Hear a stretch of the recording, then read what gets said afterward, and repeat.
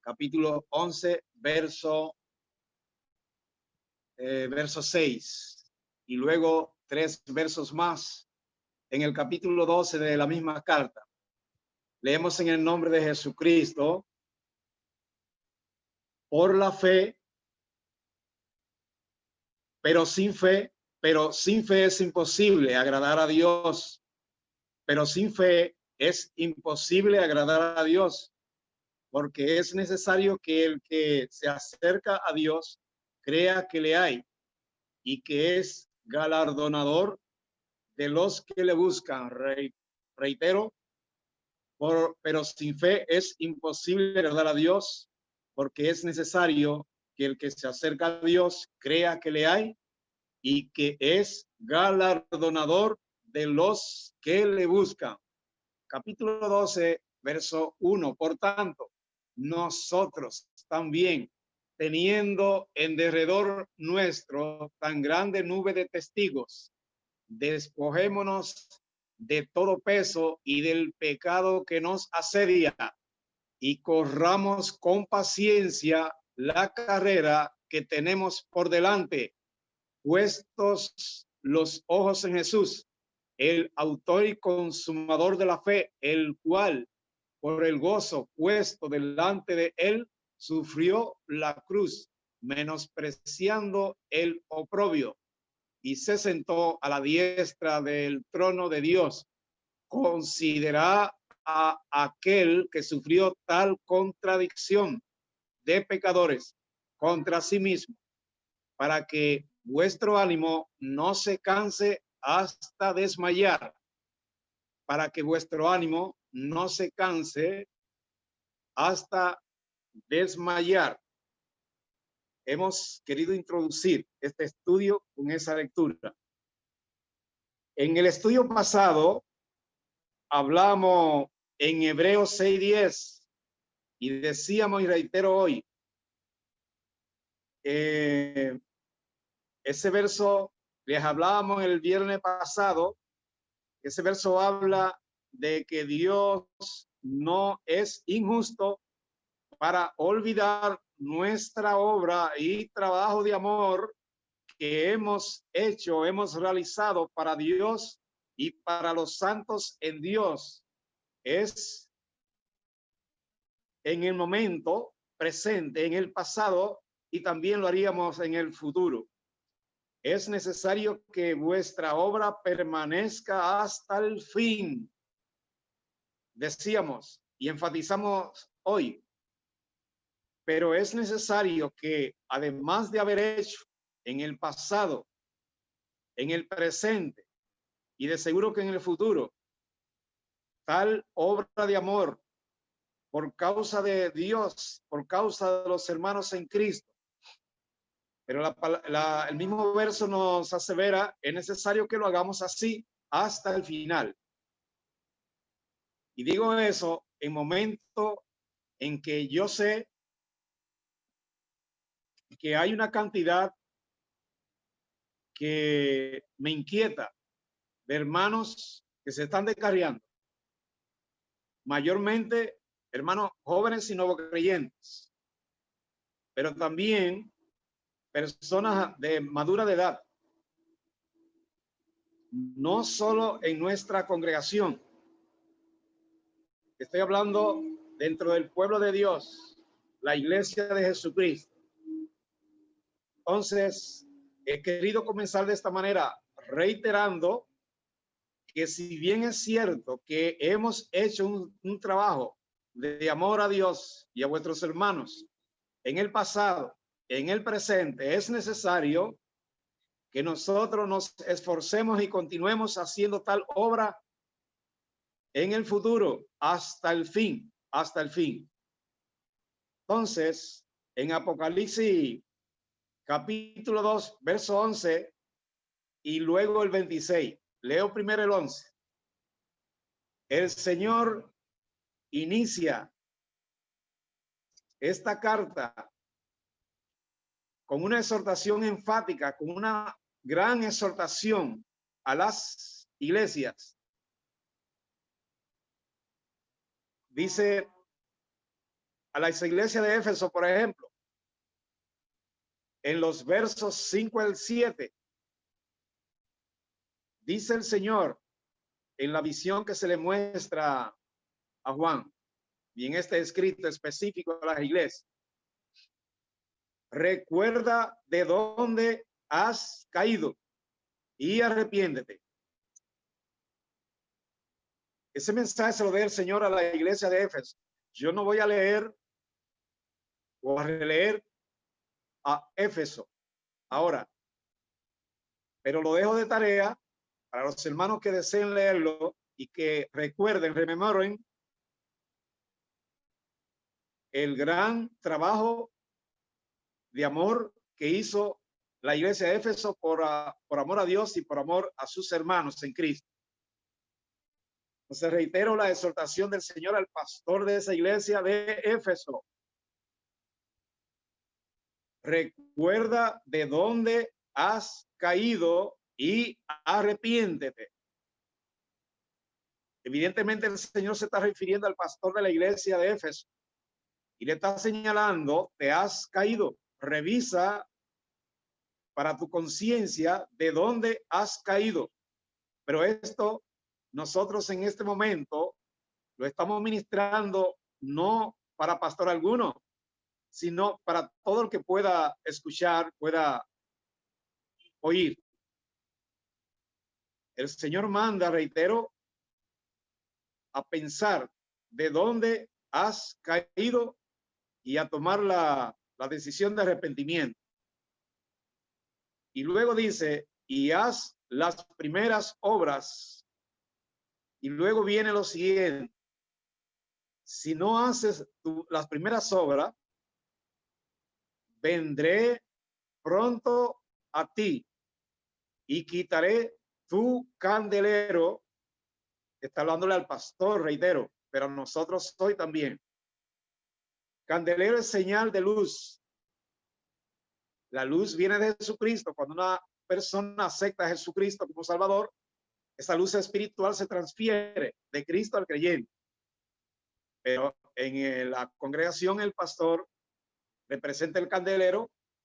Entonces el Señor dice: si no hiciere lo que te aconsejo, que te arrepientas, entonces vendré a ti y quitaré el candelero de su lugar. Si no te hubieres arrepentido, quitaré el candelero de su lugar. Y dice: aunque tú aborreces, igual que yo aborrezco, a los nicolaitas.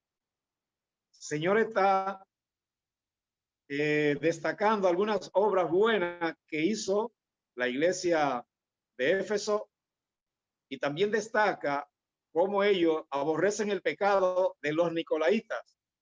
El Señor le dice: aunque ustedes aborrecen a los nicolaitas, como yo también lo aborrezco, pero tienen que arrepentirse después que hayan determinado, que hayan identificado de dónde cayeron.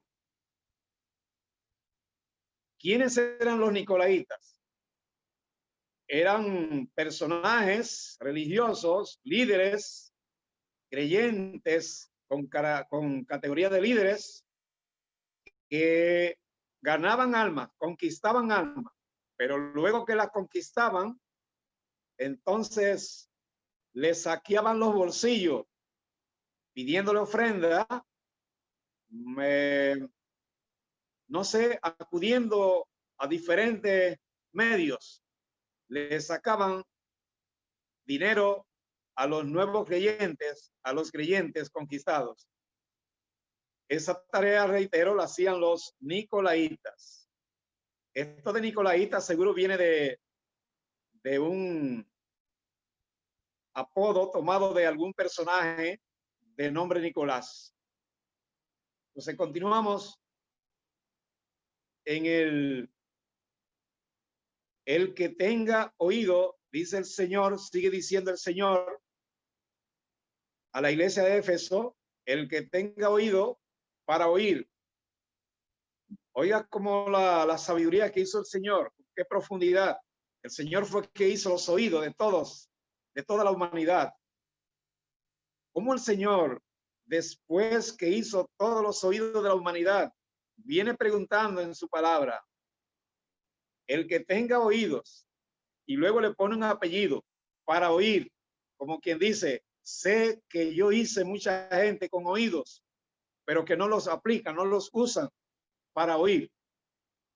En este momento, diría el Señor, yo estoy apelando a los creyentes de la iglesia de Éfeso y diciéndole, de ustedes, los que tengan oído para oír, oigan lo que el Espíritu dice a las iglesias.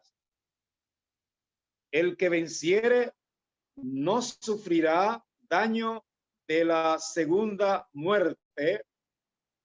El que venciere no sufrirá daño de la segunda muerte. Entonces sigue diciendo,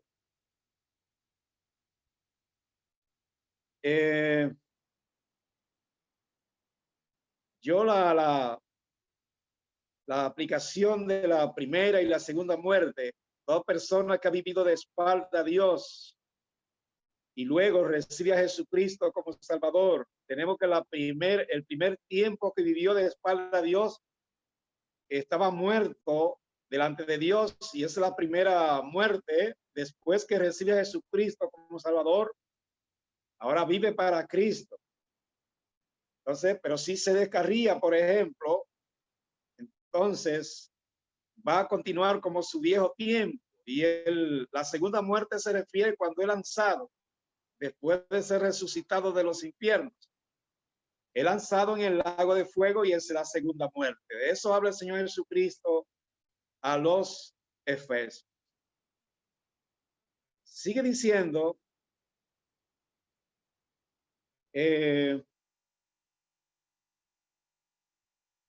yo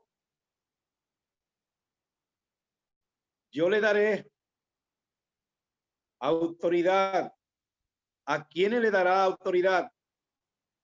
Al que venciere y guardare sus obras hasta el fin.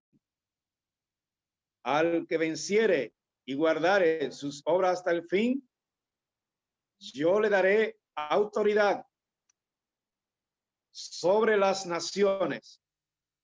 Y esto habla del futuro que espera a determinados creyentes que alcancen categoría y altura espiritual delante de Dios.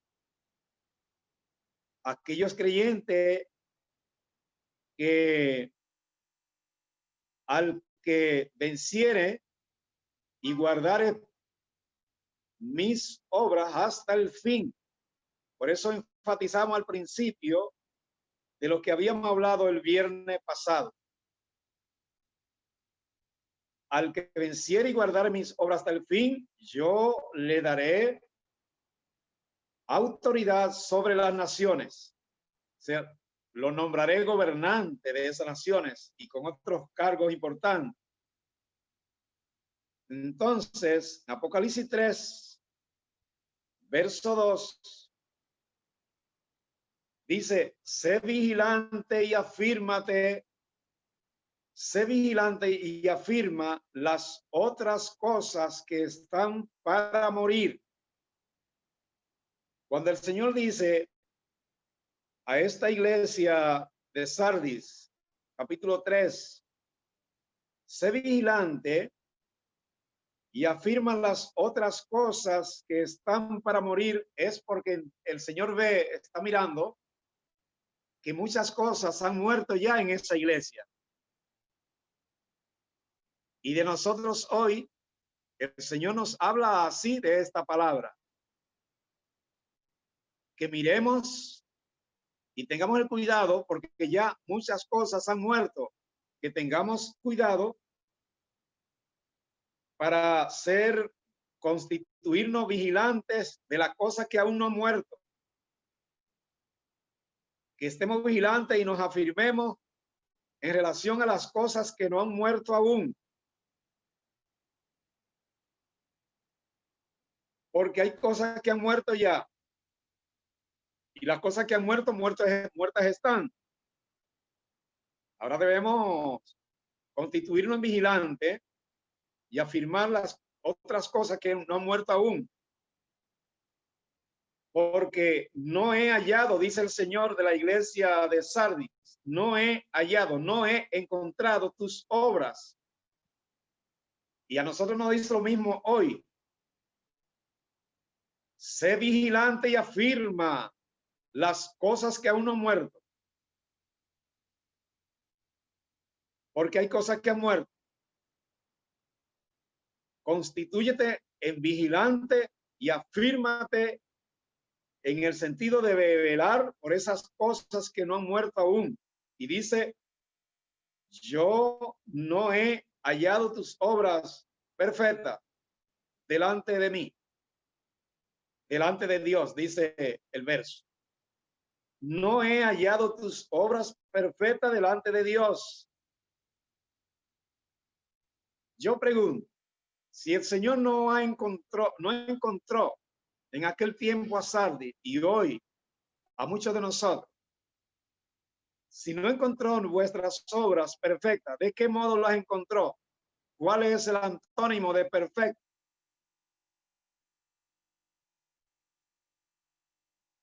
Usted sabe que se refiere a imperfecto. O sea que según la Biblia, el Señor pone su mirada firme y fija en esos dos conceptos. Quienes hacen la obra de manera imperfecta y quienes de sus hijos hacen la obra de manera perfecta. Y esto también se repite en el Evangelio de San Juan, capítulo 12, verso 26. ¿Hay alguien que rápidamente me pueda leer ese verso, San Juan 12, 26? De forma rápida. ¿No aparece todavía alguien? Déjeme irle comentando entonces. En San Juan 12, 26. Amén, siervo. ¿Quién lo lee? Yo, Joel. Dice así la palabra de Dios, honrando al Padre, al Hijo y al Espíritu Santo. Dios lo bendiga primeramente. Amén. Si alguno me sirve, sígame.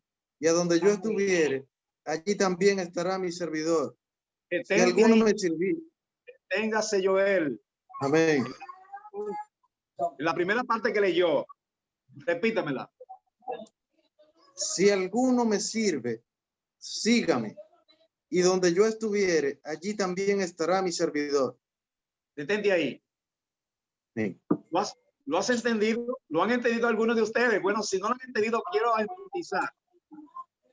Si alguno me sirve, pretérito perfecto, para los que conocen de las conjugaciones verbales. Si alguno me sirve, pretérito perfecto, repito, estará conmigo. Donde yo estuviera, estará conmigo. Mi servidor estará conmigo. Esos son los salvados. Continúe, Joel, con la otra parte que falta. Amén. Si alguno me sirviere, mi Padre le honrará. Ahí termina. Ok. Ve que claro está. Amén. Si alguno me sirviere, mi Padre le honrará. ¿Qué quiere decir? Le pagará. Le pagará.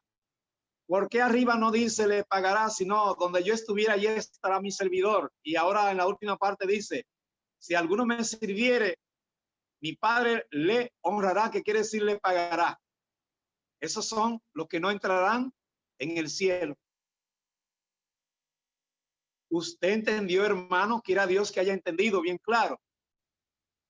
Yo enfatizo eso porque habemos creyentes que venimos a Jesucristo, venimos a coger bancas en la iglesia, venimos a estar chequeando y murmurando y criticando y perdiendo el tiempo y no amando las almas.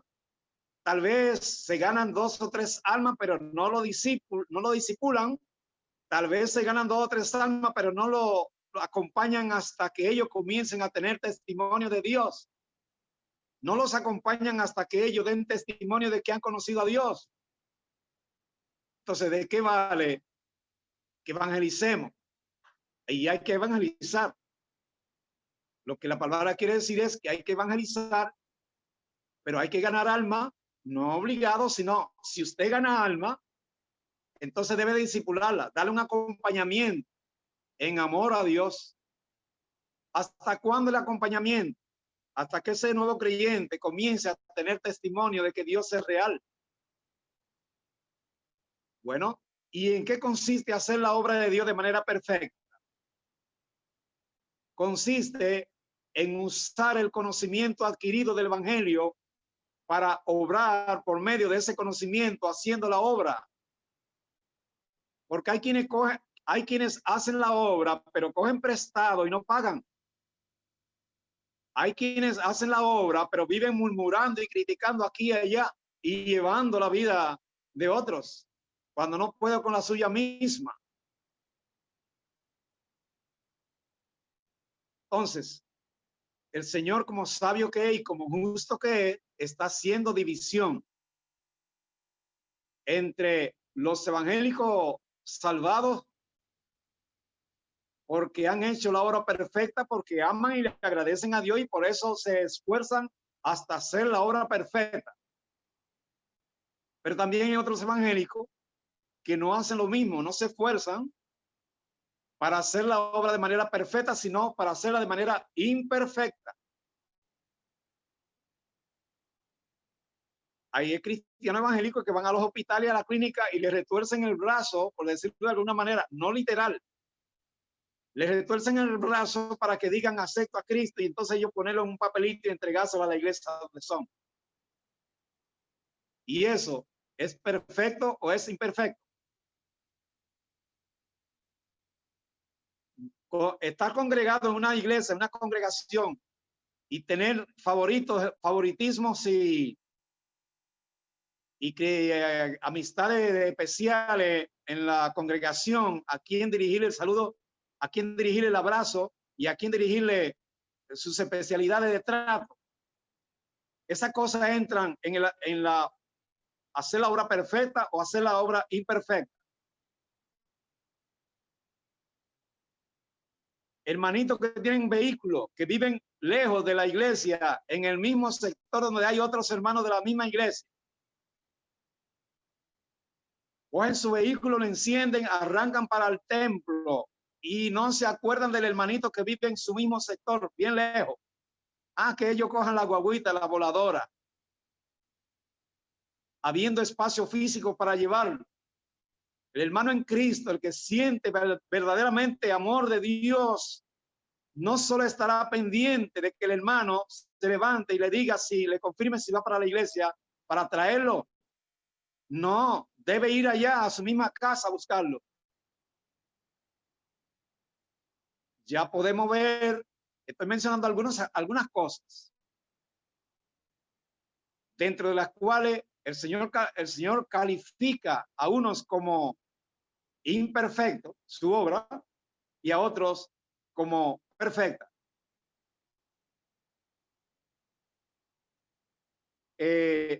Históricamente tenemos casos de creyentes que se han apartado, se han descarriado porque no han encontrado el amor de Dios en las congregaciones. Y mayormente las congregaciones más o menos medianas a grandes. Hay cristianos evangélicos que tienen su público en la iglesia, su público, su cofradía, sus amigos, sus amigas, sus líderes amigos y sus líderes que no son amigos en la iglesia. Dentro de eso que yo he mencionado, hay gente que según Jesucristo califican en una obra imperfecta y en una obra perfecta. Recuerdo yo que una vez el Espíritu Santo me mostró una visión de un joven en la iglesia. El joven estaba pensando regresarse a su barrio y abandonar la iglesia porque nadie le saludaba, nadie se acercaba a saludarle, aunque supieran que era nuevo creyente, porque en la iglesia no se da cuenta quién es nuevo creyente, porque uno está acostumbrado a mirar las caras viejas, las caras no de viejos, sino de creyentes que ya tienen tiempo. Y también cuando uno ve la cara de alguien que es nuevo, uno se da cuenta que es nuevo creyente. Ese creyente se iba a ir. Dios me lo mostró en visión. Supóngase usted, yo lo veía de lejos, pero el Señor me lo mostró en la parte donde él se sentaba, me mostró una visión y yo lo enfocaba a él en la visión. Me le acerqué y ¿sabe qué me dijo él? Estoy asistiendo hoy a la iglesia, iba a asistir al próximo culto y ahí me iba a quedar en mi casa. ¿Por qué? Le pregunto. Porque yo estoy aquí y miro mucha gente, pero nadie se acerca a saludarme. Nadie se ha acercado a saludarme. Entonces la Biblia me dice que estos son mis hermanos, pero yo pregunto, ¿qué hermanos son estos?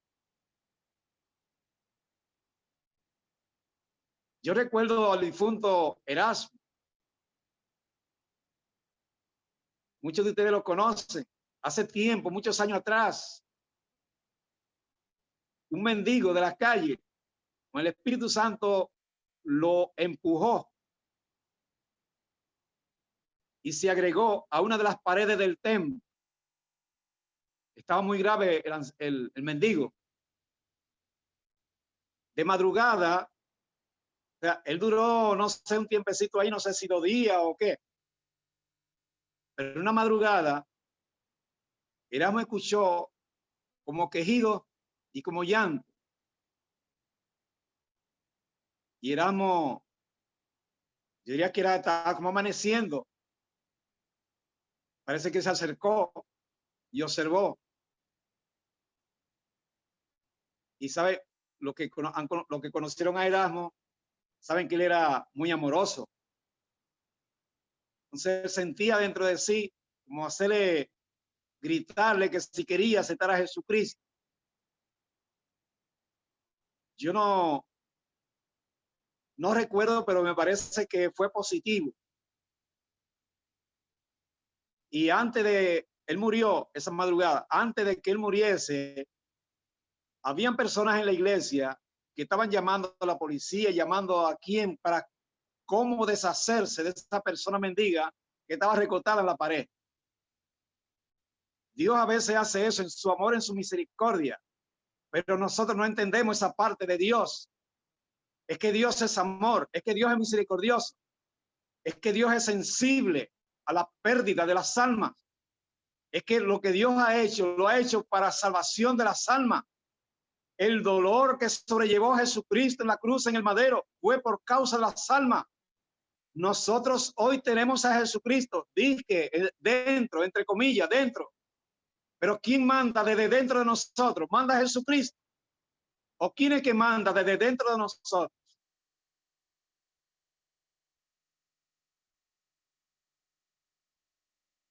Wow. Yo me acuerdo de eso y me da ganas de gritar, porque eso es terrible. Eso es terrible. Pero eso sucede. Y sucede, no voy a decir que en todas las congregaciones, pero sucede muy a menudo.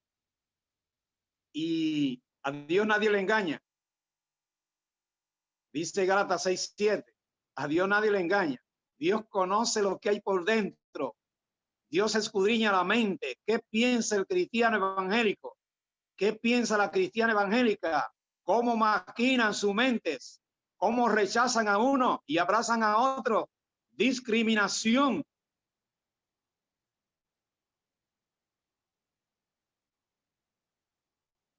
En Cristo nada de eso se aprende. Eso se aprende fuera de Cristo. Entonces estamos hablando de la obra perfecta y la obra imperfecta. Ya ustedes, seguro que ustedes tienen ya un criterio. Seguro que han entendido claramente que Cristo dice en el Evangelio de San Juan, capítulo 12, verso 26. Observe el verbo arriba. El que me sirve, pretérito perfecto. Y luego dice abajo, el que me sirviere, pretérito imperfecto. Entonces, el Señor hablaba de la iglesia de Sardi, diciendo, no he encontrado perfectas las obras que hacen. porque su fe está enferma. La fe está degradada.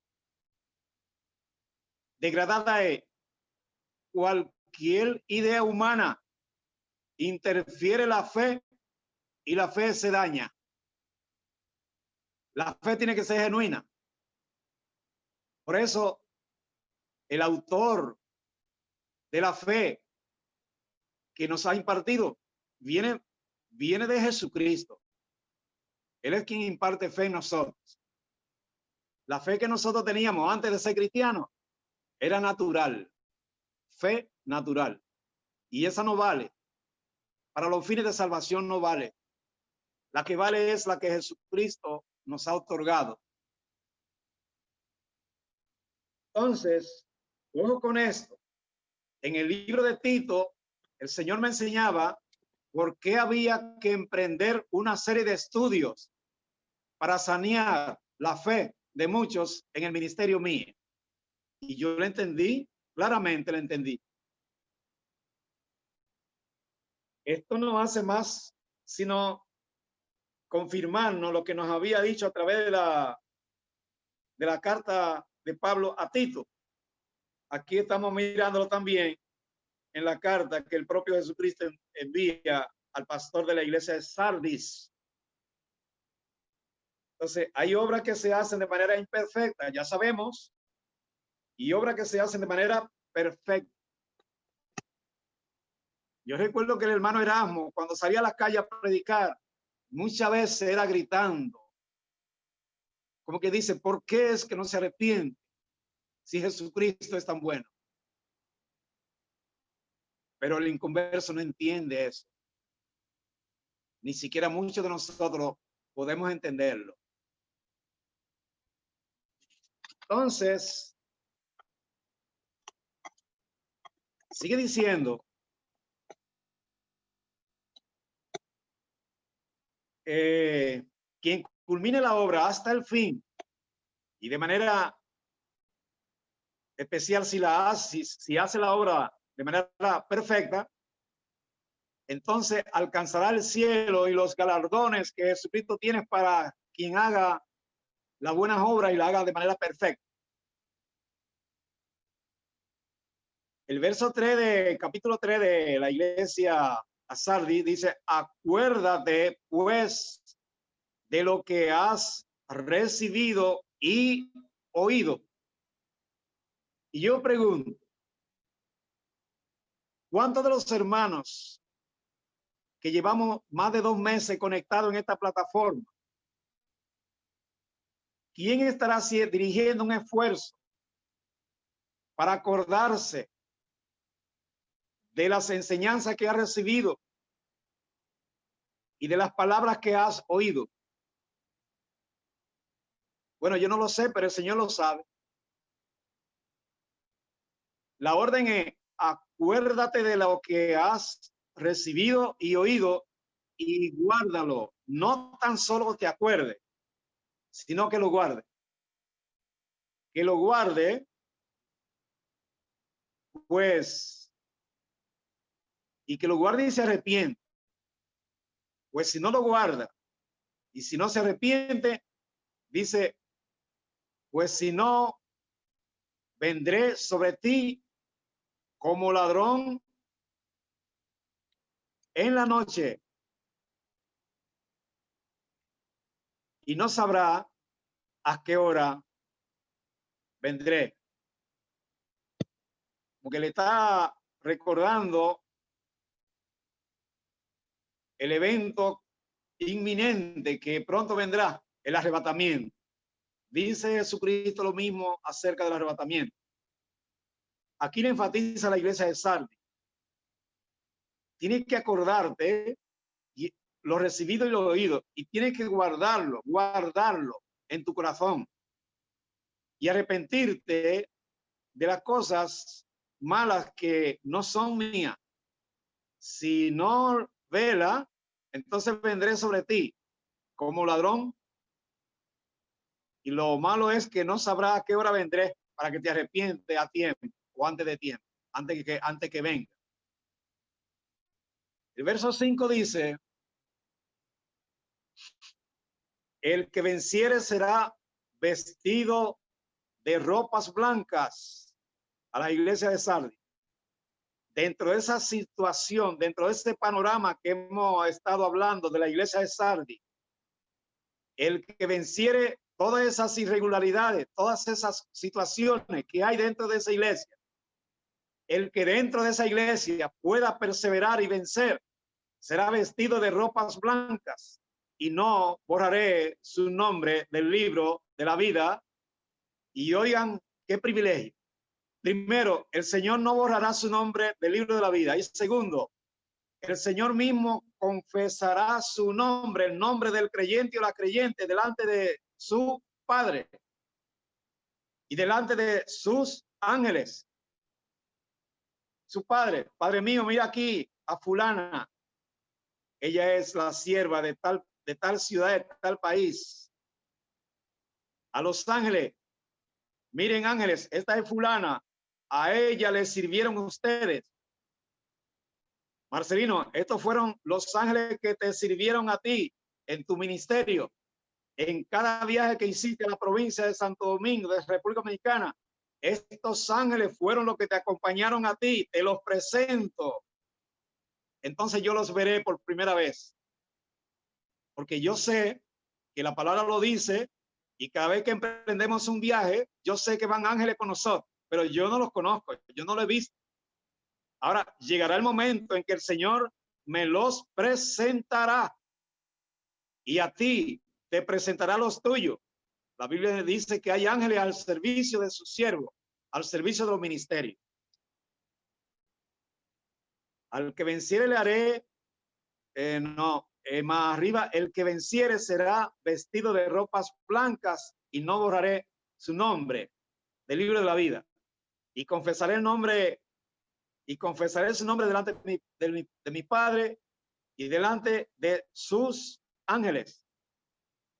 Al que venciere le haré columna en el templo de mi Dios, y nunca más saldrá de allí, del templo de su Dios. Y escribiré sobre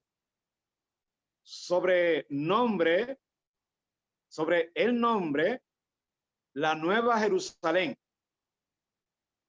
Oyes, lo pondré al que venciere en las columnas del templo de mi Dios. De allí nunca saldrá.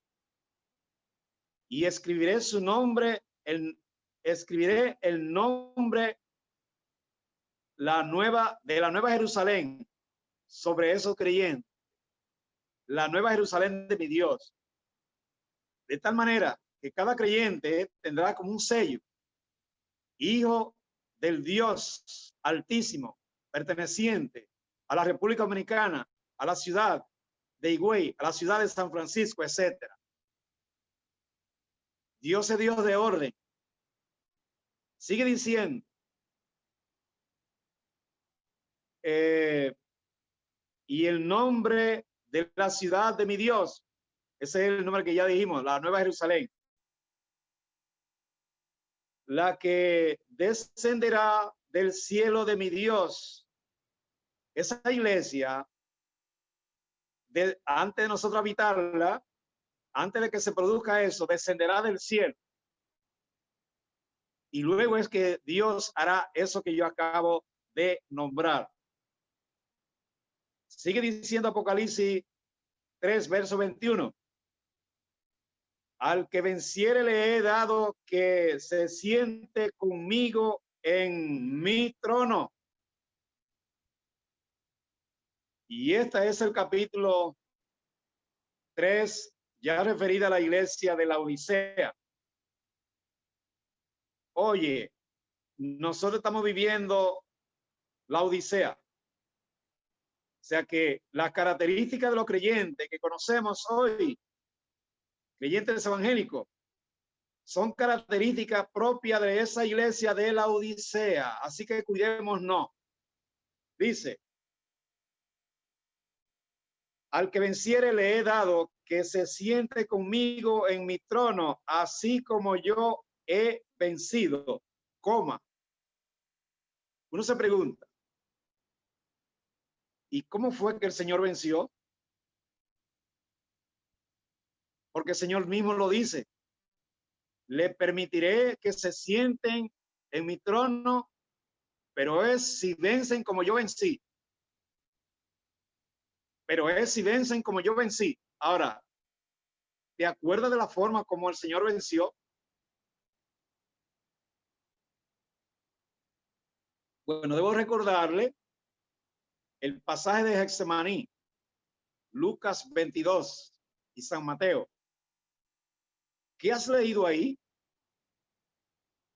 En la oración de Getsemaní, ¿conoces esa realidad? ¿Qué te dice esa realidad?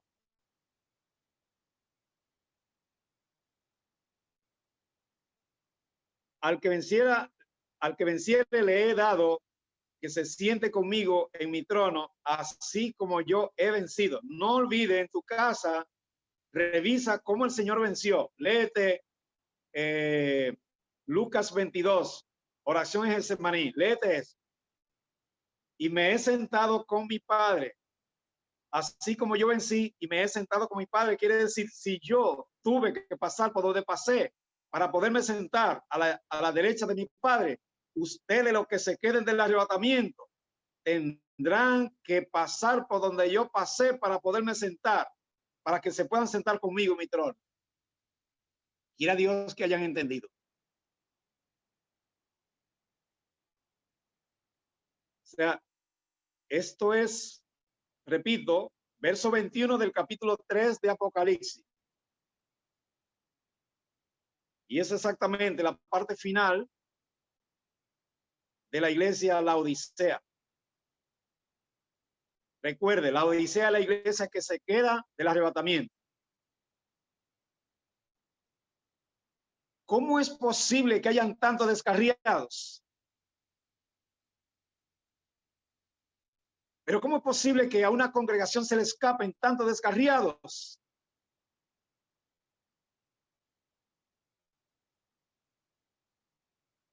¿Cómo hay cristianos evangélicos que se han quedado en su casa tranquilos, de todas las edades?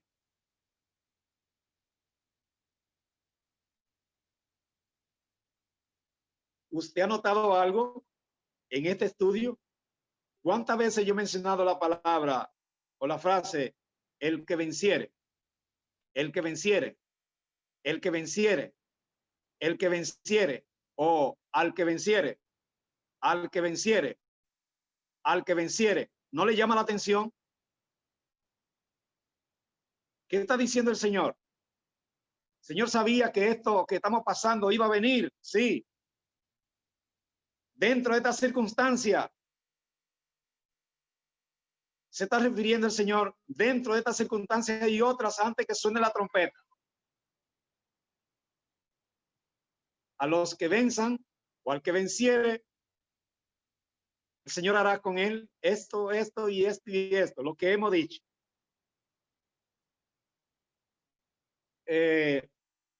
Son las 9:01. Voy a tomarme 2 o 3 minutos más.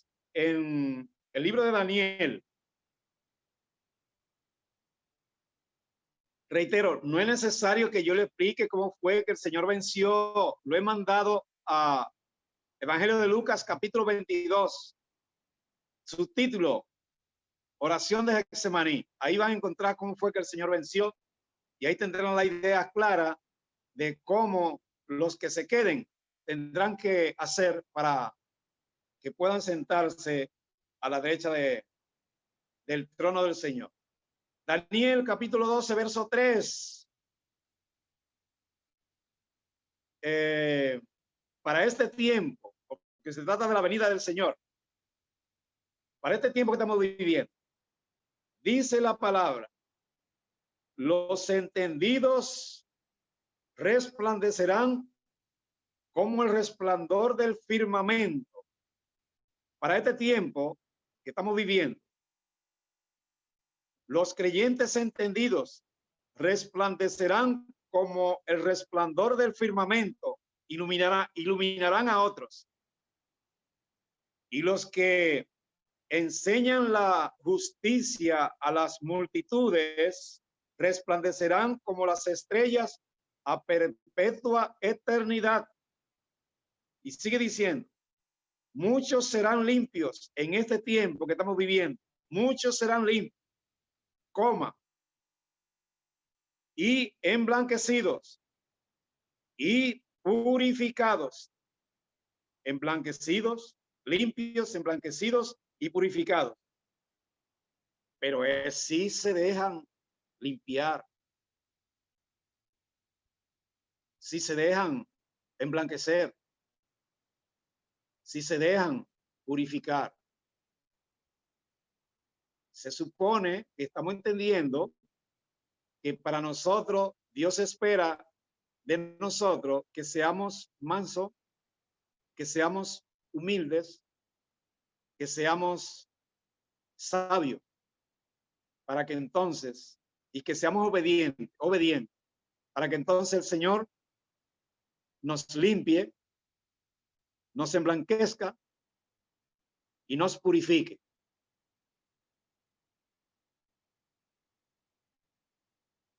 ¿Habrán creyentes que no van a permitir ese proceso?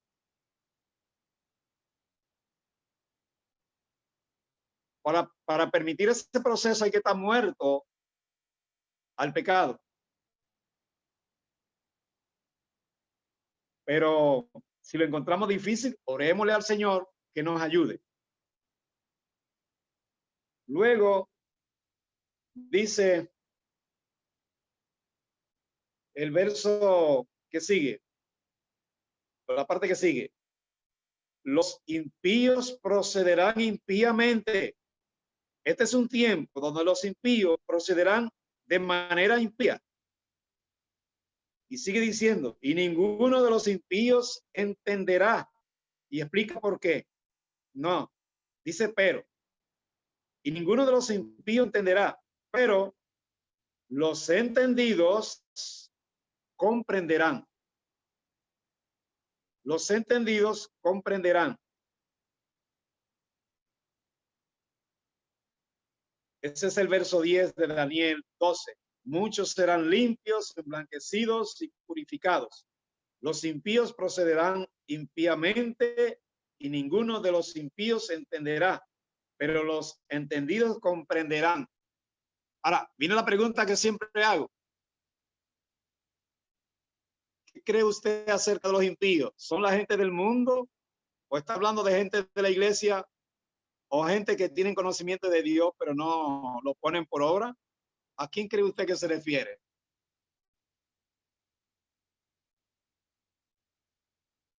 Está hablando Daniel al pueblo de Israel. Hubo en Israel gente, servidores de Dios, pero a la vez impío, como los hay hoy. Servidores de Jesucristo, pero a la vez impío. Bueno, si no está claro, consúltese un diccionario tipo profético o estadístico, cualquier diccionario o una concordancia de alguna Biblia de estudio y usted podrá encontrar la definición clara de impío. Porque seguramente usted lo ha leído como yo y luego se nos olvida que la Biblia nos habla de los libros de los Salmos acerca de los impíos, refiriéndose al pueblo de Dios. Así que hasta aquí lo dejamos, esperando que hayan entendido. Yo no sé si tendrán alguna pregunta para que la hagan después que yo dirija este saludo a los hermanos que están conectados. Dios bendiga a Maridalia Cordero. Dios bendiga.